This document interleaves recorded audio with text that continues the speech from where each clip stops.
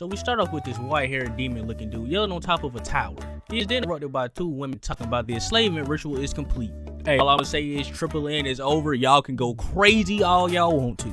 So these two girls start arguing about who summoned him and who kissed it was that woke him up. And my boy over here is just tweaking like, yo, this ain't my neighborhood. Where am I? So if you couldn't tell, this isn't a isekai, obviously, because you know isekais are straight goated. I don't care what nobody say. So since you're already here, sit back, relax, and enjoy the rest of the video. So the two girls continue to argue, and my boy overhears that their current location is at the Starfall Tower. So Starfall Tower is a place where you can summon people, and after you summon them, you can enslave them. So upon hearing this, my boy is like, wait a minute, did these two girls summon me into the game? So my boy goes to attempt to talk to him, but then he realized something. He suffered from LBS, but this is actually a step forward from LBS because my boy didn't have no friends in general. Like, I don't even know what to call this. I mean, bro, we are now like, what, fourth anime recap, and I already get the feeling this is going to be a common reoccurrence, man. So my boy goes to talk to him, and you know, the game is actually helping him talk to him because my boy sound menacing as hell right here. I'm not going to lie. Like, just look at them, bro. They shivering their timbers right now. They shaking in their boots. So as he talks to him, he pretty much says, I'm Demon Lord Diablo, and I hereby command y'all to shake hands and make up. And they know at first they's like, man, who finna make up with them? Then their body just magically starts moving on their own. And then a collar appears on their neck. So everybody's surprised, like, yo, why did the collar appear on my neck? I thought he was supposed to get enslaved. And it's explained that he has a ring that pretty much reverses all types of magical effects on him. So when they use an enslavement ritual to enslave him, it pretty much got reversed, and now they're the slaves. Hey, gotta say, man, not a bad way to start off in the isekai. You wake up and now you got two baddies that are slaves to you. Like, bro, you already know this show about to get wicked real fast. So he pretty much explains to them that magic doesn't work on them, and so they say, okay, let's go to the city to dispel the curse or whatever. And they finally introduce themselves. You know, you got the elf whose name is Shara, and you got the panther whose name is Rem. Hey, all I'm gonna say is Shara can get it. Straight up raw dog, no regrets. We going crazy up and down. Pause right quick. So if you notice that my voice got deeper in the second half of this video, it's because your boy got sick in the process of recording the video. So yeah, that's why my voice is deeper and shit. If you can't tell, I'm sniffling.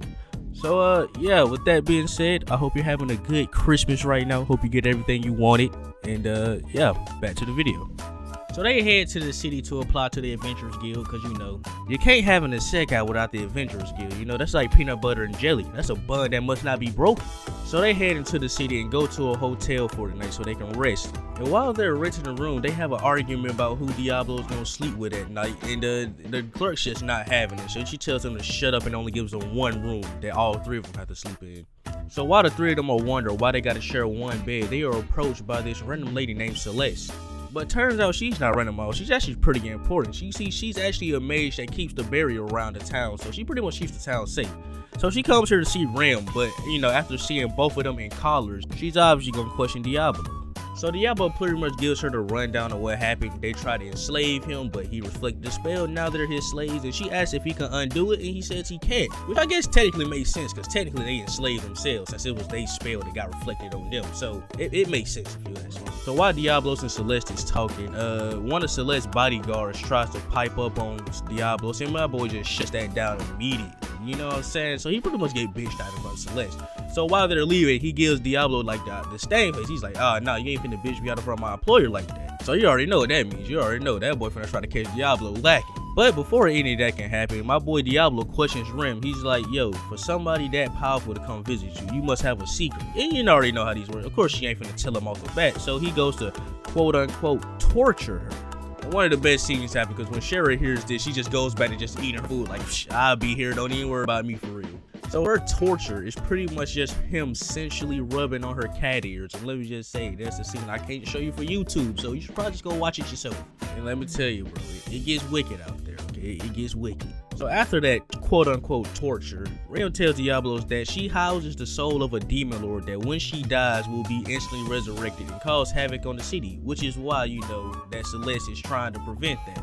Upon hearing the secret, my boy Diablo's like, don't even worry about it, I got you. First we need to do some research on a way to extract her without killing you, and then I'ma handle that.